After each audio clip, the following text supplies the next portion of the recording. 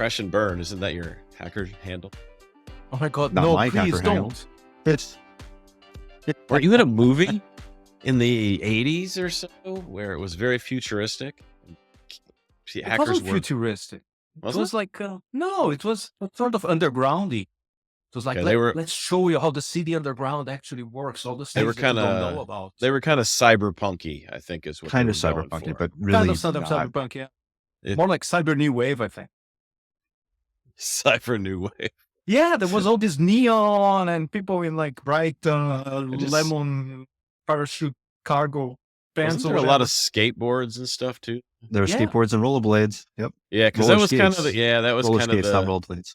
Yeah, that was because the you go era. to a bar and you're holding a drink, and exactly what you need right now is people with skateboards going by, right? and rollerblades. What could possibly go wrong? With Oh my God, I'm helmets. getting old. All If you want to right. get old, we can talk about sneakers too. So, Oh, dude. Okay, all right. Hold on. Best security themed movie of all time. We sneakers. said sneakers. We've had hackers thrown on the table here. You could say The Matrix is in the category. Mhm. Before the Matrix, there was existence. What's He existence? touched. You see, you haven't even seen that one. He touches in immersive gaming, VR, and has a bit of Inception in it. Okay. Has a really good cast. And Was it based yeah, on a it's- Was it based on a Neil Stevenson book by any chance? Don't think so. Existence. Okay, we'll put that in the category.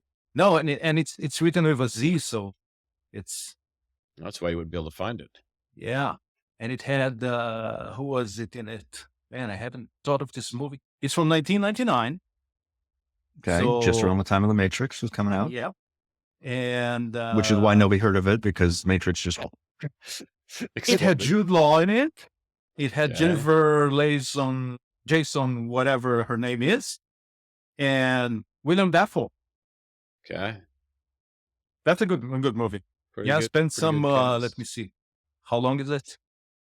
Doesn't say. 97 minutes. There you go. Even Very better. short. Yeah. So if you don't like it, you don't have to hang around for long. But if you don't like, you're welcome. Okay. So Matt, your vote is sneakers. Sneakers, yeah. Okay. I'll have to think about this That's a one. class. It's a classic. It's got everything you need. Drama, Yeah. intrigue. Right, but it What a goes to cast. What a cast in sneakers. Redford, Aykroyd. Madam Is it President. Yeah, ahead of its time. What? No, what's Yeah, her name? There What's was her more. name? What's her name? Should be- No. Madam President from Galactica. She plays in sneakers. What's her name? Yeah, I don't. I'll never remember. But anyway, my problem with sneakers is that it reaches out to the mold of the black box that decrypts everything. Oh, gee, Yes. you mean like the Clipper chip? Yeah. Yeah, exactly, like the clicker chip. You know, life Oh, follows life art. interrupts. Oh. Invasion, pop attack. All right. So you're Shit, going with wait, what are we existence. talking about on that today? one. Izar, you're going with existence. You're going to say that's your best. No. security I have themed- to think about that one. I have to Well, there's think no about time that to one. think. This is a live show. James Earl Jones was in sneakers. Come on, you can't get any better than that. I thought it was I'm James. sort Earl of Jones. biased, Oh, right? War Games. Come on. I got yeah, a War that's Games great. poster right That's behind kind of me. the OG, man. That is an OG Mm-hmm. security themed movie. I mean, we all wanted to be the person with the high score on Galaga. After I actually watching- wanted to be the guy with the modem in his bedroom, but let's Ah. not go there. Oh, you didn't have a modem in your bedroom? No, it was my bedroom in Brazil. No, it took a while for me to have a modem in my. Yeah. I had an office. I was a weird kid. Yes, yes, you were. Unbelievable. All right. As so a kid, I grew up with a VT100, so it's Yep, nice. I had a VT100 with a modem in my room later on. green screen, and click a keyboard. And you Actually, never I had had the- eye strain. I had a VT203 that hasn't had the orange screen. Ooh, That was awesome. Fancy. Fancy.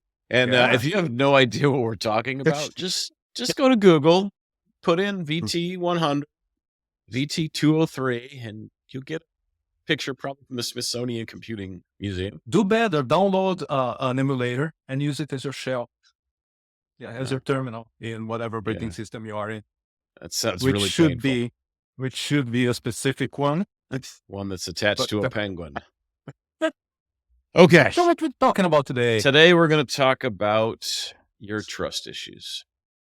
We're going to have a... Gotta go. I don't know if I can talk about that with you guys. We're going to unpack these trust issues that... now we're going to focus on trust issues. Recent trust issues in computing is the working title of this. And so, Matt, why don't you tee up the first one? You were telling us about something with secure boot. Oh my. Yeah. So secure boot is, as it turns out, not so secure. Well, at least some implementations of it. So for those who aren't familiar, of course, secure boot is the means by which you can boot a system, operating system and its firmware in a trusted way so that you can trust it to know that it's not been compromised, that it's what you intended to install.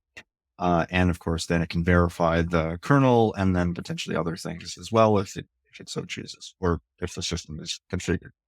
The problem is, so secure boot runs on a key pair system, right? So there's a key, often there's a key that encrypts a key.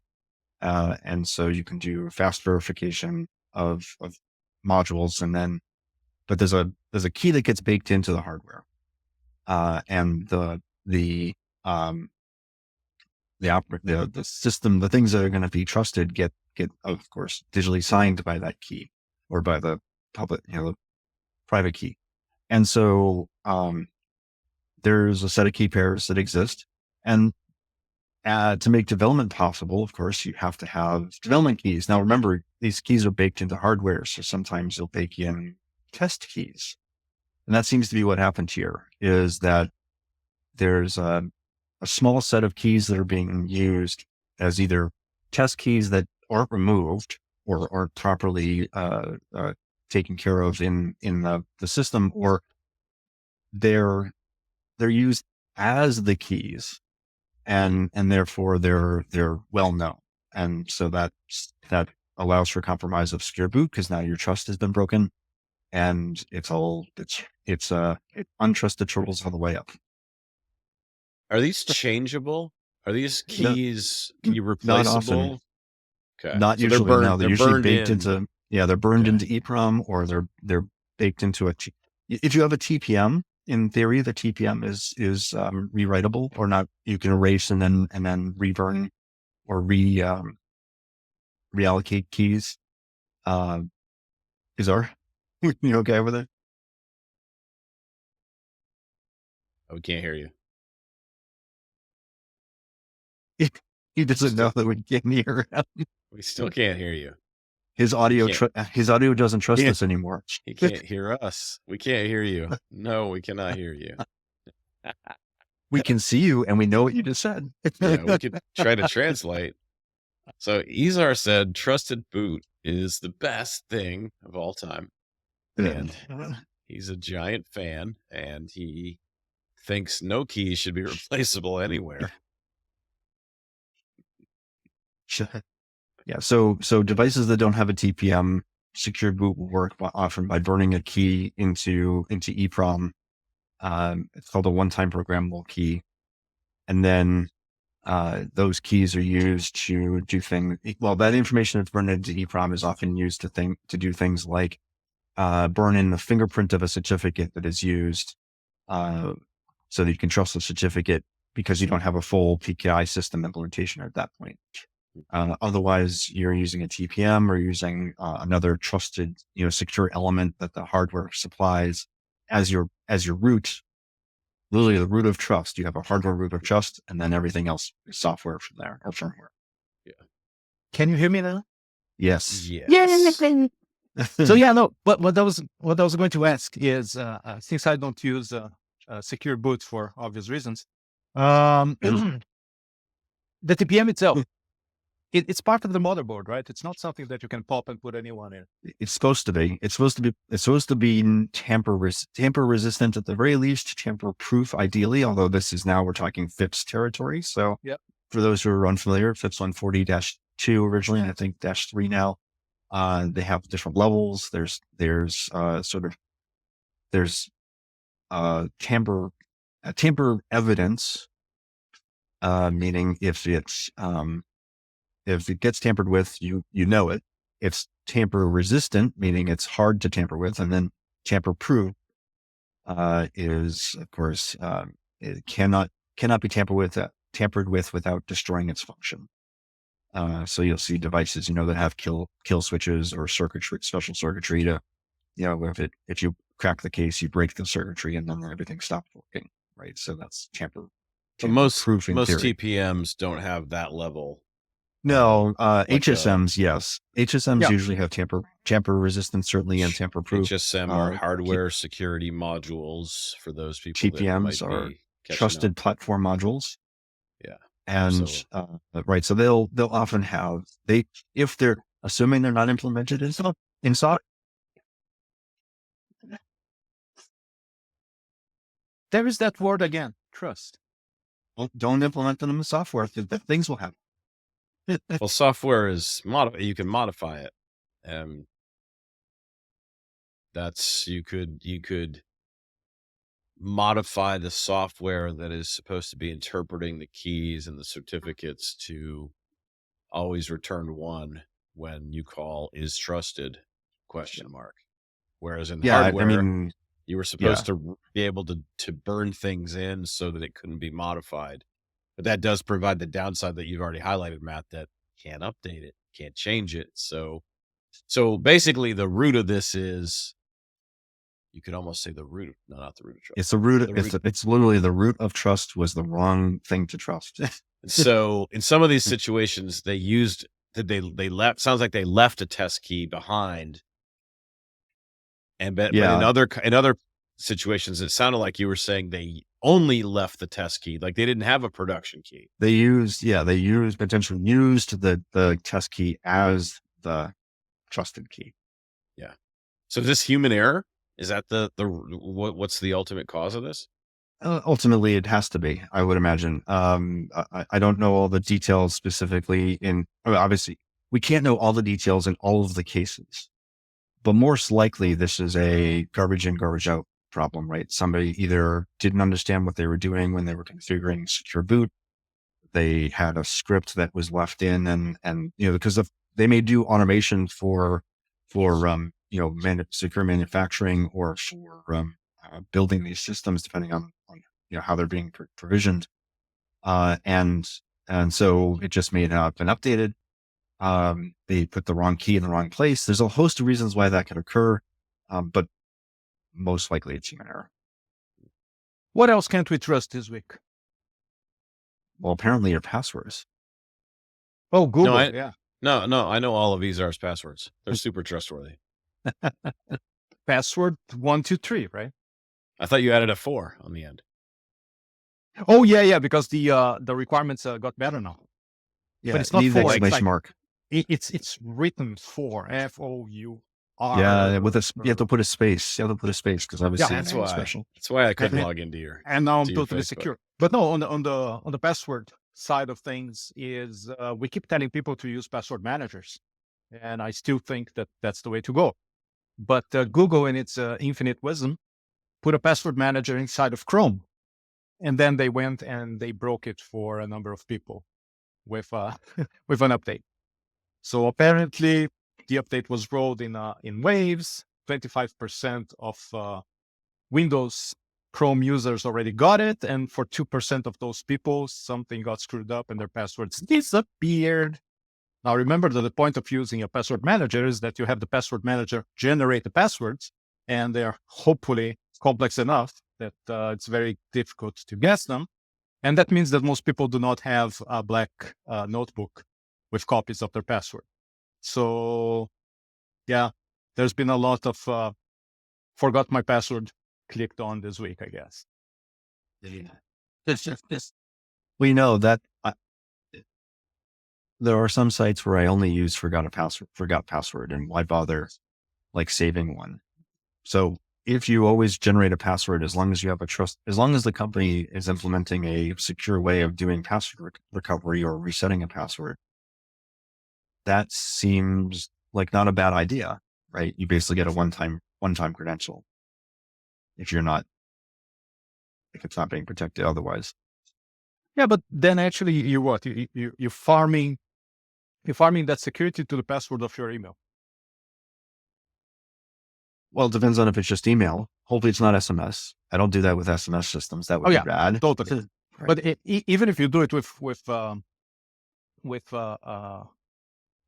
email, then you're basically just transferring the trust to the password that you have in your email. And we know that many of us keep their email open all the time. And perhaps, I don't know, if you made attacks, your phone doesn't have a good lock or whatever. So it's not that we are getting more security by using the forgot password all the time. It's just that we are moving the peg one slot to the side, right? Yeah. Who leaves Risk your email open all the transfers. time? What are you, nuts? Who are you? Hey, Izar's got to answer those emails quickly. So You ever what are wonder why I'm slow to respond? It's because I don't keep it open. You don't let email drive your life. That's a whole other episode coming up of the how to declutter your digital life. Oh God, if you know how to, please. So this conversation of passwords made me think about, have you guys used any of these? What are they called? These things in the browsers now where you can effectively, it must be certificate based. Is it a passkey Passkey. or is it a passkey? That's okay. Yeah. So what's your experience been with passkeys? Is that a better alternative? I have absolutely nothing against passkeys. I can safely say that I probably don't understand the whole scheme, but my gut feeling is that you're just going through your different devices and putting a key on each one of them and saying this device has special value for me. And from this device, I can allow my logins by putting my fingerprint in there. And something in me mistrusts that. I much prefer opening my drawer, taking out the YubiKey, putting it, did I say a vendor? Putting it in the USB slot and clicking on that. But hey, that's just me. That's just me. Yeah. Yeah. I mean, passkeys are just, so actually, Izar, can you, just for our audience, and I guess for me too, tell us about the theory of passkeys? I don't think I quite can, but my understanding is that it generates a key pair, and the private goes into your keychain, which in each device hopefully is well defended and well kept. And every time that you need, protected by secure boot. oh God, and no, wait, who uses Windows for this thing? And damn, I said another vendor. Do we have a jar for vendors? So yeah. So every time that you need it, you actually go and physically authenticate yourself to the device, and that opens the keychain, and that feeds whatever needs to be fed to the browser, to the requiring application, probably some encrypted cookie or secret or whatever. And crypto magic happens. And yeah, you get authenticated to whatever it is that you were trying to. So you still have to pass a credential. You still have to pass a credential somewhere. Yeah. But the credential now is a key pair that you have no knowledge of. And as we know, if you don't know it, it can't be taken from you. After you can't expose it. Yeah, you can't expose it. As Izar's been explaining passkeys, I was reading the FIDO Alliance page for how passkeys work. And did I get it too wrong? Yeah, no, you're good. It's saying that during registration, the user's client device creates a new crypto key pair. It's bound to the web service domain. The device retains the private key and registers the public key with the online service. And then these cryptographic key pairs called passkeys are unique to every service. They claim, Sure. unlike passwords, passkeys are resistant to phishing, are always Oh strong my and God. designed. Well, I mean, I guess it's because it's taking an action to invoke it. It's not something that would be. I'm laughing because this is mutual TLS. Yep, basically. That's what they Yeah. implemented. It is mutual TLS. In effect. Yeah. No, but now you don't have like for the client side, you don't have an authority. You just have Well, like It's yeah. a shared key. It's a shared key pair. shared key encrypted. But It's yeah. a pre-shared key pair for mutual TLS. But then what they in do is effect. they tie it to some biometric. Yeah. There's some So unlock. so it does give you, it's multi-factor-ish. Multi-factor-ish. Yeah. It's a key pair that then gets unlocked. You have a key encryption key basically, or probably that, is used, and you have multi-factor to unlock that key. Yeah. Or a FIDO security key as well can Yep. unlock it. Yeah. So. Because a FIDO key or the other key that Izar mentioned, or Titan key, they all just hold credentials, right? They all hold either a certificate, a password of some sort, or metrics data to be able to do a pattern match. Yeah. All right. So we basically trust passkeys is what you guys are telling me. Well, they can still be compromised. I mean, Of course. if you have access to the hardware device, that's a little bit harder. But if you have access to the software device, bits can be. An interesting question would be if somebody were to dump memory and get bits of keys. First, would you know? And then second, how easy is it to reconstitute the information? So I wonder, if anyone's ever done any analysis on passkeys, if you have access to memory. Yeah. But wait, isn't that the same as doing an analysis on any use of crypto material that lives in an enclave? Because I'm guessing that depending on the hardware, if it's capable to do enclaved crypto operations, then those keys are not going to appear in main memory. They shouldn't be yeah, shouldn't. for maybe, and if they are, it's only for a blip. It's not something that sits in memory because, right, the passkey is an authentication mechanism. Once the authentication transaction has been successful, they better dump any of that stuff and zero out any of the memory that was used to hold those things. I mean, that coming back around to FIPS, right? That's a FIPS principle as well of cleaning up crypto material wherever you use it. You don't leave remnants of it sitting around.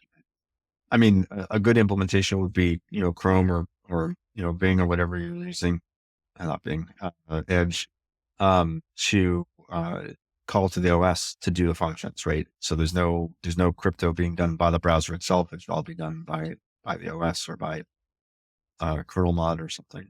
Yeah. But then we go back to the original question. So we have passkeys and it's great and it's whatnot. But then you get a patch on your browser and that patch just says, erase all passkeys that are in there. Like, just erase them.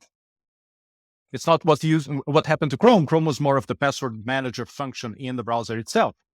Well, I think you need to use different components, though. I think part of trust is the age-old wisdom. Don't put all your eggs in one basket. Now, I don't really know why. Is it if I drop it because all the eggs will break? I don't know. But if you layer your trust using a single source, then it's tough to argue that you have a trustworthy solution if you're using components from the same provider, the same software house, the same vendor. But there is a. Go ahead, Izar. No, you go, man. No, you go. You used the word in there that I really liked, the trustworthy. Because when Microsoft went ahead with their trusted computing initiative, it was trusted. So like, we're going to write these things and you people can trust it. But nobody that I know came out with a trustworthy initiative to say, we wrote this, we designed this in a way that you can trust it. And Yeah. here's the proof that you can trust it. We're just told to, hey, you know what? Trust it, because we say so. I had this. Yeah, I it had was a this. conclusion. It was I a had this conclusion. teacher. Trusted. I had this teacher back in high school that every time that he was a physics teacher, and every time that we would ask him something beyond the limit of high school physics, he would look at us and say, "Well, because Newton said so." And I feel like we're back in the same place. Well, because Microsoft said so, right? Mhm. It's trustworthy because somebody said so, Yeah. and There's people still don't have they are still not naive, but they are not informed enough to Yeah. come and ask, "Hey, prove to me that you are trustworthy." Yeah, and this is, I mean, my conclusion here is I would never use a password manager that was part of a browser No, because no. I'm taking two disparate pieces of data, or one very important piece of data, and I'm mingling it in the realm of in the control of one player.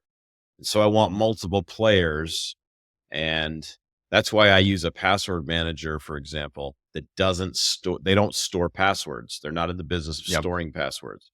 So they give you X number of storage providers that they've integrated with that you can then use to store your passwords, all of the popular ones that you would think of.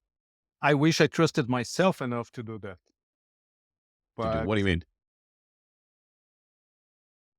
I'm sure that at some point I'm going to bork things and erase the wrong file and lose all my passwords in the Yeah, yeah. process. That's why you have to back it up. Yeah, no, I have the solution that I use, uses the storage, but it also does a local backup copy. So I'm never in, but also on those storage providers, you have backup automatically, right? Like, who stores files on their local computer anymore? Like, we have these cloud services that are integrated. You guys do because you're security nerds, but you can also lose your data pretty easily when you have a oh, wait, hard disks still fail? Oh man, I didn't know that was going to happen. SSDs still fail. I know, that's what I'm saying. That's why Yeah. that's why we have this cloud thing, this multi-cloud world. But yeah, I What else? think Yeah, you think? no, I mean, this is part of unpacking trust. Is like, what are the core principles that define trust? And it's a certain amount of paranoia, I think, is one of them. So it's, I mean, trust is all about having a clear, provable identity Mhm. of something, right? That doesn't have to be a person, and a chain of evidence that you can verify. And that's trust. I mean, that is trust, right? That you have a dog in the background. So you do have a notion of something that you can say is that thing, and then that it has certain properties that you can verify over time, Mhm. right? That is the concept of trust. And so that's what our challenge is when it comes to security, right? Is how do we prove identity and maintain that identity proof over time, and and its integrity over time, right? Yeah. So just to go back into some themes that we keep going back to. So we have trust in all its forms. We have the reasonable security, meaning you should do as much security as you need, no more, no less. We have what was it? What was it that we threw in there? Secure by design and secure by default. And if we know all that and we put all that together, why is it that what's missing here so that we can actually secure the world? And I go back to the care thing. I still feel that with all these breaches, all these problems, all these things, and I experienced this whole week when I met people like normal people who know what I do for a living. and they immediately would ask, hey, what's happened? Like, what's this whole thing that no Windows works and all that? Went to the gym, half of the monitors in the gym don't work for the same reason. And people are like, oh, wow, how could you guys do this? I'm like, okay, first of all, it's not me. But second, like, what did you expect? And they're like, well, we just expect things to work. That's the thing. People still don't care. And for example, this conversation about the password manager and the ways that Chris is managing all that stuff. Can you really? I can count in the one finger of one hand the amount of non-technical people that I know that would be willing to go that way and take all those steps and manage it by themselves and care enough about it. And this one person actually has a bunker in their backyard filled with cans. So You're not supposed to tell anybody about my bunker. Oh, you were No, talking about someone else's bunker. no, non-technical, yeah. But No, I mean to address to answer your question, the reason we can't secure the world is really about discipline and convenience. Convenience, yes, on the user experience side, Yeah. the easy button, but it's really a discipline problem. The Mhm. reason why, if everybody would just do what we prescribe from a security perspective, threat model every story, and use so you're implementing secure by design, secure by default. Use checks and balances within your secure development lifecycle, and do this universally with every release that you have. We could get 90% better than we are today.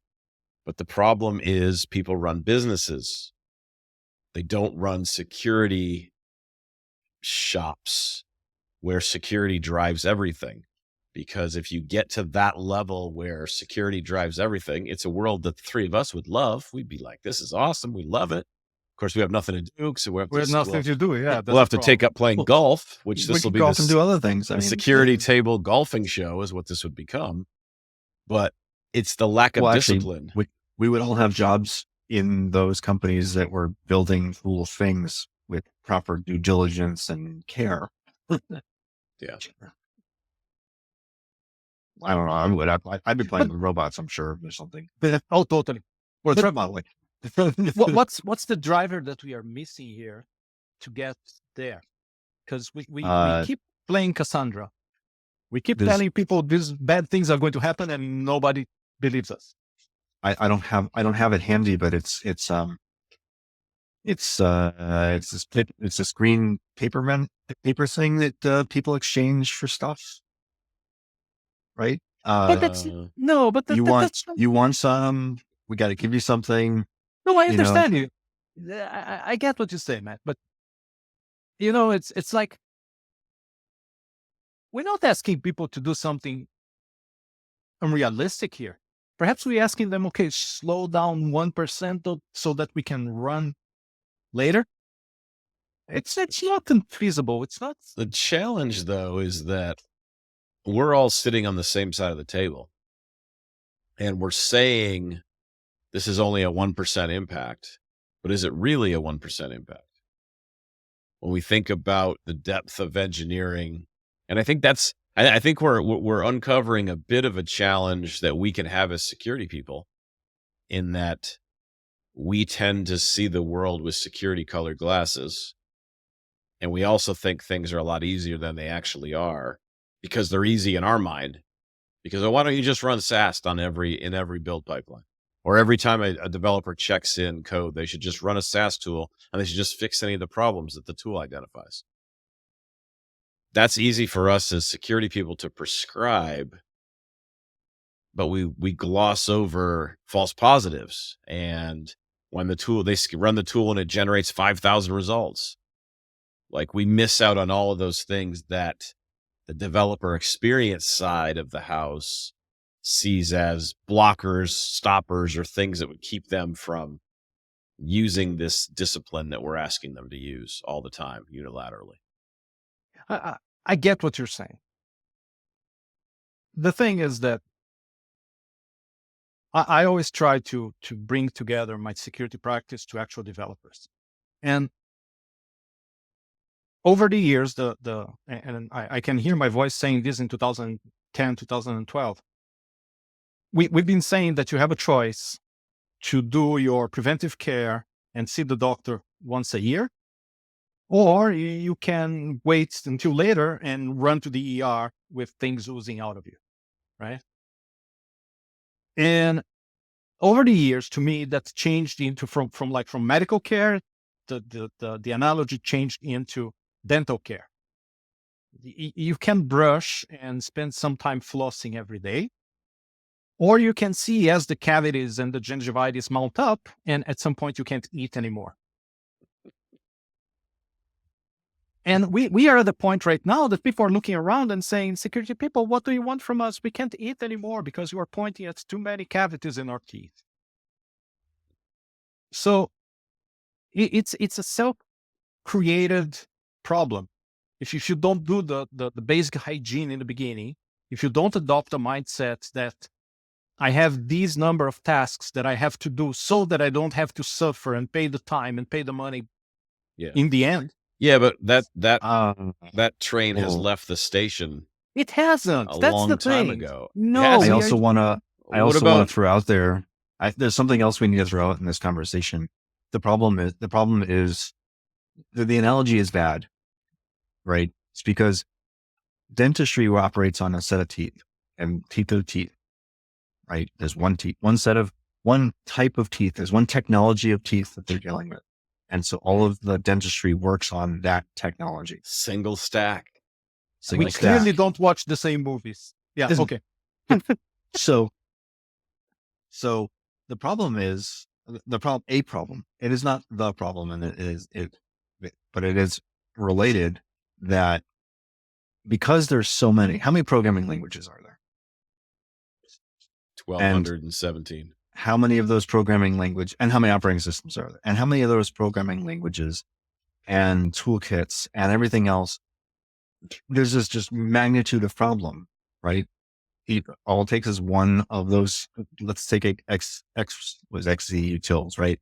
All it takes is one piece to not have the due diligence to cause a ripple effect throughout. And so when you're talking about you're generating tons and tons of issues, well, there's tons and tons of security weaknesses, right? The CWE database is full of possible flaws for security. We're not talking privacy. No. We're not talking other things. Wait. I'm going to push back on the analogy, and it just proved my point. Fair.